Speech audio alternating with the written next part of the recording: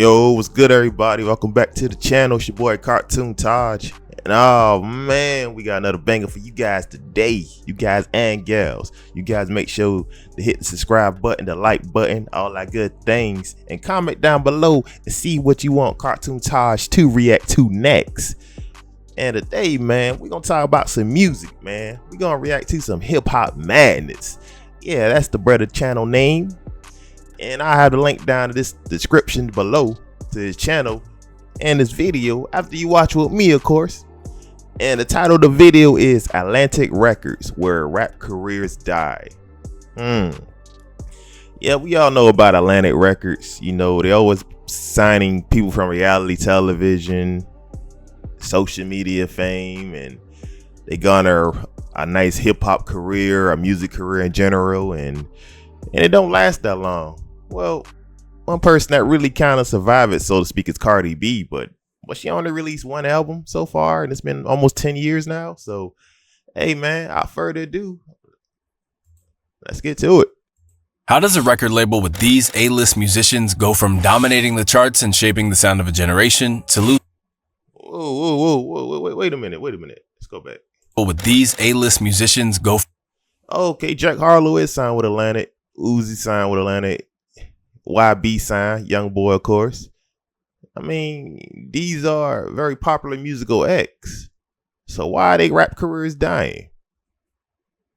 From dominating the charts and shaping the sound of a generation to losing nearly all of its top talent in a single year. From regularly topping the charts thanks to their dominance in both streaming and album sales, to hemorrhaging talent, dropping nearly all of their roster and falling out of the conversation entirely. This is one of the biggest fall-offs in music history that nobody seems to be talking about. Let's start with Cardi B. The one-hit wonder curse is probably the most interesting and most tragic character in music. For a brief moment in hip-hop, she shocks the world, becomes the #1 female-selling artist in the world while simultaneously winning every notable award, and fundamentally changes how we think of artists. Extreme money and fame enter the picture, and we see our newly crowned queen fly a little too close to the sun, only to collapse spectacularly and fade into obscurity. That's the life of a one-hit wonder.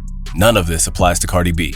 Boasting 13 platinum songs on her very first album, Invasion of Privacy, Cardi B stands out because in just a few years, she went from being a love and hip-hop contestant to one of the most successful female rappers in the history of music ever. At her very...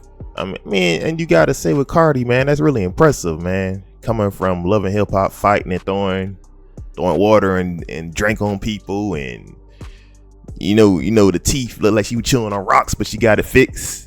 You know, she got a bag of fixed teeth. You know it ain't cheap. Yeah, you know the Bodak Yellow lyrics, but yeah, it is amazing, man. Like how far she came, and also her features. She be killing her features though. I was saying it for a long time. Cardi B kills her features, man. So you gotta respect that. Very first Grammy Awards, she won Best Rap Album for Invasion of Privacy, beating Travis Scott's Astroworld, Mac Miller's Swimming, and Nipsey Hussle's Victory Lap. Notably something that Nicki Minaj has never won, fueling industry debates about Cardi's rapid industry push. Yet since 2018, Cardi hasn't released a sophomore album. And while she's dropped a handful of #1 hit singles since, none of them have built sustainable hype for an album rollout. In 2020, it was rumored that she was renegotiating her label deal with Atlantic, with Hits Daily Double stating, "Cardi dropped a number of tracks and features in the last year or so, but it's been a long while since her 2018 debut album. Still, she's a monster brand." Insiders say a renegotiation of her record deal has held up the release of her next full-length album. What's taking so long to get that deal done? Is something more than money involved? Well, it's been 7 years since Cardi's last. And the craziest thing is, that was 2020. That was 5 years ago, and it took so long after two years, really. Now it's 7 years, and usually in hip hop, man, if you're not relevant and you're not out there quickly, everything fades away. You know what I mean? People forget about you. This is like, what have you done for me lately? Business. And if you haven't done anything lately, people forget about you. But somehow, with the single she drops, the features she's on, she kills the features and her personality that keeps her in the spotlight. Album, and she's announced her album numerous times, yet it keeps getting delayed. Fans often blame Cardi herself, claiming she's lazy or too comfortable. However, Atlantic also bears responsibility. It's their job to ensure she fulfills her contractual obligations and releases music. Instead, they basically let Cardi do what she wants. It seems that Cardi B was Atlantic's golden ticket, an artist who successfully challenged Nicki Minaj's reign while ushering in an entirely new wave of female rap. But after securing their big win, it seems Atlantic failed to figure out how to capitalize on her long term. Now, the label is practically begging her to release new music. Here we see clearly that under Atlantic's mismanagement or lack of direction, they may have played a major role in her prolonged absence from rap. Jack Harlow is another cautionary tale of Atlantic's artist pipeline. Despite making music for years, he blew up in 2019 with his viral hit, What's Poppin'. With his charismatic personality, super clean image, and a pop-friendly rap style, I mean, of course you're gonna see Drake, man. He's gonna pop out. He's gonna be right there, eat out somebody clout. You know, that's usually how it goes with this guy. But hey, it is what it is. many saw him as a potential contender for Drake's spot. His 2022 album Come Home The Kids Miss You was heavily hyped, fueled by his feature on Lil Nas X's Industry Baby and his hit single First Class. However, when the album dropped, it failed to meet expectations. Despite its big marketing push, the album debuted at number 3, trailing behind Bad Bunny's massive first week sales and Future's second week numbers, despite having features from Justin Timberlake, Drake, Pharrell, and Lil Wayne. The album also received negative reviews, with Pitchfork stating the following: "When reviews are calling the music bland, it's because the artist themselves hasn't been developed enough to find their authentic voice." Once again, Atlantic had taken an artist that was good at putting out hit singles, but wasn't quite ready to put out a full-length studio project. Since then, Harlow has maintained some relevance through some viral singles, a New Balance brand deal, and even a major acting role. However, his music career has lost the momentum it once had, and remains in limbo. Whether he will reignite his hype or fade into the background remains to be seen, but that pales in comparison. You know, with Jack Harlow, man, I just think really, you know, he's at a crossroad in his music career. I think that he's decent. He's okay. You know, he's something that can rap for your club, for a club hit, you know, something with the ladies or whatever, but he's not really, you know, it's kind of hard. The only white rapper really sustained it for that long was Eminem, obviously. So I think if Jack Harlow, man, they drop some singles and get into acting, man. Just get into acting, bro. You mean, you know, just do that. You know what I mean? I mean, who am I can tell? I'm just a cartoon. Why just join me, man? Be a cartoon character. I actually drew Jack Harlow one time, a long time ago, 85 South Show. To one of Atlantic's biggest fumbles. You want to know what really pisses me off about the internet? Data leaks. Have you ever Googled your name and found yourself on one of those websites that has a little too much information on you? Feels... Wait. This is an ad, I know, but man, I thought he was black this whole time. What? Oh man, this blew my mind. Oh, what? I thought he was a nigga the whole time. Oh man. Well, I love his videos though. I'm gonna skip this ad. Pretty strange. Today spends so time from password.com/being ignored. Biggest fumbles. NBA YoungBoy signed with the label in 2017 and quickly became one of the most prolific rappers in the industry. Dropping an average of 3 to 4 projects per year, he built a massive cult fanbase that consumed everything he released, making him one of the most streamed artists globally, beating out pop stars like Ariana Grande, Justin Bieber, and virtually every mainstream rapper. Man, that's crazy, man. You be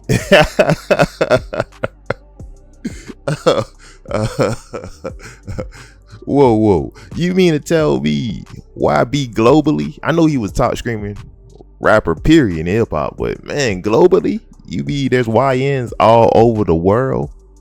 Even European YNs. Oh man. That's what I'm talking about. In just a few years, YoungBoy was consistently racking up billions of streams and pulling in record-breaking numbers without the need for Atlantic to heavily promote his projects. However, despite his success, he still found himself at odds with his label, a familiar story for artists under Atlantic's umbrella. In 2022, YoungBoy accused Atlantic of blackballing him, claiming they removed his mixtape Colors from the Billboard 200 charts to suppress his success. Following this fallout, YoungBoy's relationship with Atlantic completely soured. He wrapped up his contract obligations in 2022, and instead of Atlantic doing everything to keep their top, low-maintenance artist on their roster, Atlantic begrudgingly offered him a $25 million deal to renew his contract. However, he turned it down, making it clear that he no longer wanted to be associated with the label, while allegedly going on to pick up a bigger bag from Motown Records. Since parting ways...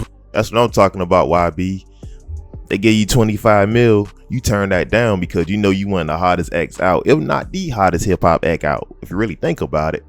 and you like, hey man, I'm gonna turn out 25 mil, but Motown Records, hey, even though those are the days of James Brown,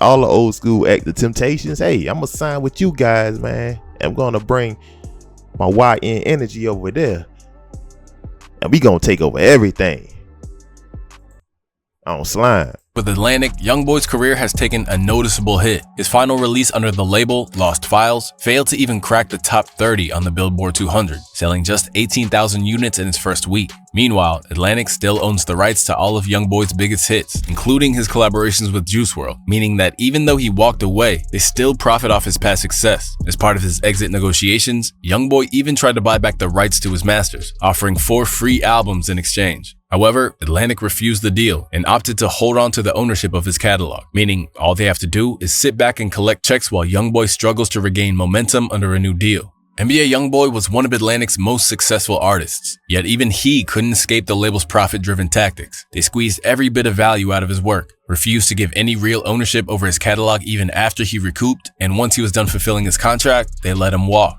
while still making money off of him indefinitely. Now, we could probably go on for days reeling off examples of why Atlantic is always at the center of this discussion whenever a rapper on its roster faces issues with creative output, project delays, or underwhelming releases, but it actually goes much deeper than this. In 2020, streaming platforms like Spotify and Apple Music were experiencing a boom, and the pandemic had reignited global interest in music consumption like never before. Sensing an opportunity, Warner Music Group, Atlantic's parent company, decided to go public to capitalize on the music industry's newfound profitability through streaming. And as DJ Academics explains, anything after 2020, we start looking at Atlantic, get rid of everybody. Everybody's going. They're allowing people to take their artists. Now, from what I heard, is that needed to happen for about 3 quarters. They said if Atlantic was turning a profit for investors, they promised the executives, I heard, up to like damn near $100 million in bonuses. Why? The executives were going to get their pockets lined by the company, the overall company going public, by them keep bringing a profit in. When WMG's IPO launched at $25 per share with 70. Oh, so Atlantic is basically trying to run a pimp game. That's what the music industry is. And that's what Academic just said, it's running a pimp game on the artists, man. And that's why you see guys walking away and just letting them go, man. Like, hey, we still gonna eat off you, man. We still got copyright situations on your music, your masters or what have you. It's nasty work. 7 million shares available, the company was suddenly valued at nearly $12.75 billion. Major financial institutions like Morgan Stanley and Goldman Sachs underwrote the deal, signaling a major shift. WMG was no longer a private company, but a publicly traded company, and was accountable to investors rather than just artists. This fundamentally reshaped the label's operations. With shareholders demanding consistent profits, Atlantic's strategy shifted from fostering artistic growth to financial optimization. As a result, Warner went on an aggressive acquisition spree. Just months after going public, WMG acquired IMGN Media, a company that basically owns sections of the internet meme culture through notable Instagram pages, for a staggering $85 million.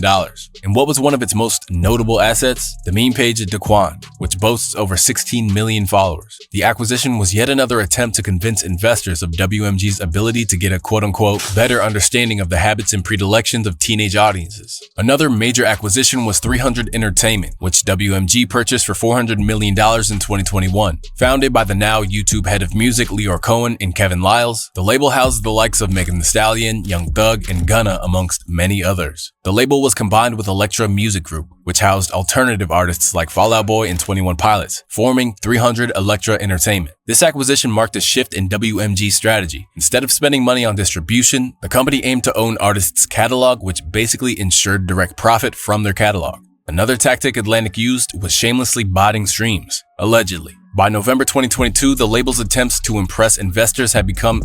I knew it. I knew there was botting streams, man. Come on, man. Some artists, man, they just released and it's already 1 million streams in one day. Come on, man. You know it's crazy. You know it's corrupt. Come on. I knew that.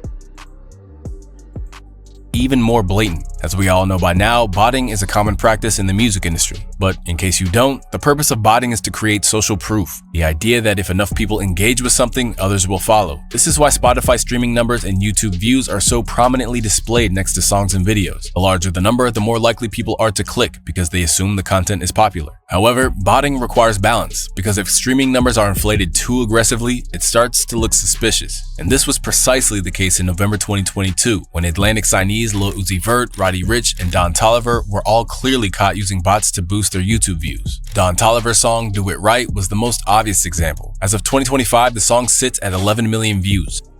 Got him. But man, you know, I like Don Toliver. He's a good artist, but man, yeah, it's not his fault, man. It's the industry. You know, Atlantic, they're the one buying the views for him, you know, which I get it. You know, the more views you get on the video, the more people going to be able to engage in it, because they're going to think, oh man, a lot of people watching it. It's very interesting. So yeah, I get it. But shockingly, it has over 23,363 comments. For comparison, Don Toliver's hit song Cardigan, which has tripled the number of views, has just over 6,500 comments, despite being released for a longer period of time. A quick scroll through the comments revealed hundreds of bot-generated responses consisting of singular characters, further fueling suspicions, and the proportions were completely off, leading many to believe that bots were at play. In 2024, the music industry began to slump. Spotify's growth had flatlined, with few remaining markets left to dominate. This stagnation had ripple effects across the entire industry, leading to a mass of layoffs, particularly at WMG. In early 2024, Warner Music Group announced plans to lay off 10% of its workforce, a move that included major executives disguised as quote-unquote dynamic restructuring. The company simply did not have the financial resources to continue paying high salaries. Among those affected was Julie Greenwald, who had served as CEO of Atlantic for over 15 years, and Kevin Liles, who stepped down from his position at 300. With investors pulling out of major labels and a power shift occurring across the industry, many legendary music executives left their roles, signaling a major transition in leadership. In addition, instead of shelving artists, Atlantic dropped Gucci, it's good to see you, Goo-Wop. Looking healthy, man. I still think you a clone, though. Dozens of artists in one day, with Gucci Mane's 1017 label taking the biggest hit. He had to drop all but two of his artists, Fujiano and Pooh Shiesty. The WMG stock has reflected this struggle, as the company faces harsh financial consequences from its decisions in 2025. Recent moves by WMG and Atlantic Records suggest that the music industry is consolidating at an unprecedented rate, and Atlantic is only getting bigger. Along with WMG merging 300 Entertainment and Elektra under a single umbrella to form Atlantic Music Group, the biggest shift came in 2023, when WMG acquired 10K Projects. Now, 10K Projects has its own unique backstory. Founded in 2016 at the peak of the SoundCloud era, a young Elliot Grange, the son of Universal Music Group CEO Lucian Grange, launched the label in partnership with UMG. Instead of relying on traditional A&R scouting, 10K Projects used SoundCloud as a I'm telling you, if you get signed today, man, as an artist, you know you're gonna get signed to that label, to that label, to that label. Kendrick say, sign to that nigga, to that nigga, to that nigga. You know, you're gonna just get signed to 5 different subcategories of a major label, which means they all eating off you, which means you're gonna really take home crumbs, which means you gotta rely on touring, man. You gotta rely on show money. You gotta hope your venue sold out. I mean, you gotta hope you popping, really. cheat sheet, tracking data trends to discover talent before traditional labels and A&Rs. The strategy paid off fast, with one of Elliot's first career-defining moments being securing XXXTentacion in a major label deal. Grange then signed Trippie Redd, 6ix9ine, and Internet Money, and more recently, Ice Spice. So in September 2023, Grange announced a joint venture with Warner Music Group. As part of the deal, WMG acquired 10K Projects. Hey man, you got Ice Spice, man. Good luck with that, man. Good luck with that, brother. I mean, man, she's horrible. She's pretty, but she's horrible. I mean, that's all I can say. I'm sorry. And paid him a staggering $102 million. Now, in September 2024, around the same time several major executives left, WMG appointed Elliot Grange as the new CEO of the newly consolidated Atlantic Music Group. Now, Elliot Grange oversees the fourth largest label in the music industry, while his father, Lucian Grange, continues to run the world's largest music conglomerate, Universal Music Group. Together, they control nearly 40% of the industry, holding a stake in some of the biggest artists, including Taylor Swift, Drake, Cardi B, and Kendrick Lamar. After sweeping layoffs and a ruthless roster purge, Atlantic has cleared the board, setting the stage to either rebuild or self-destruct. And now, all eyes are on Elliot. Will he champion artists the way he did at 10K Projects? Or will Atlantic fall back into the cutthroat politics and short-sighted deals that got them there in the first place? Whatever happens next won't just define the label. It could reshape the entire industry. Man, that was another great video by Hip Hop Madness. I have the link to this video down below in the description. But Atlantic Records, man, basically they the NBA G League, man. You go there to die, man. But you consume massive fame, man, off Atlantic. They rollout is pretty good. They really, you know who they artists are. It's just that, just like any other part of any different label, man, they finesse you, man. They try to get your masters, of course. They got you have your masters, and they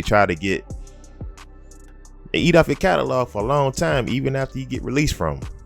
You know, and Atlantic Records, one of the #1 biggest people for that, and it easily will get you a record deal contract if you come from reality TV or if you just an internet personality.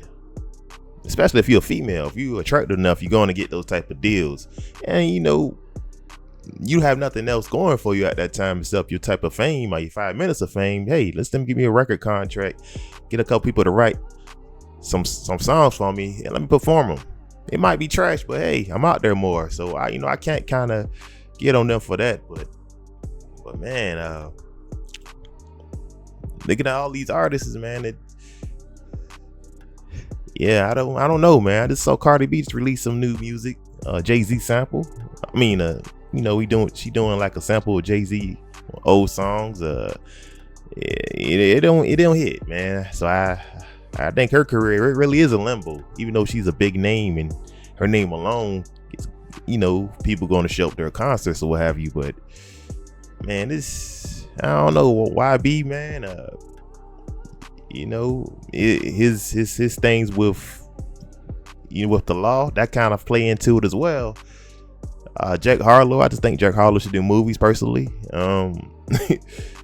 Uzi got his cult following. He got a fan base. I think Uzi's still gonna do his thing, but to be honest with you really don't need these labels no more, man. You got YouTube, you got all these streaming services. You can upload your own, get you a good producer, just upload online and just gain the traction that way, man.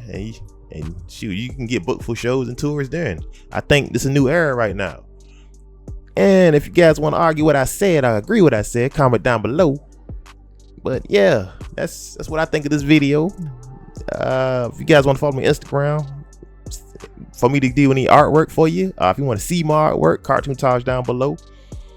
You guys want to add me on TikTok, see my animations and myself dance. Well, not me in particular. My TikTok's down below. If y'all want to play me any games, man, on Twitch, if I could beat y'all in games, trying to build my gaming platform up, link down below. If you guys want any of my clothing merch to look fresh for the summer, my link down below as well. And also for the fall and winter coming up, I got new hoodies coming out. As always, good self-promotion. Peace.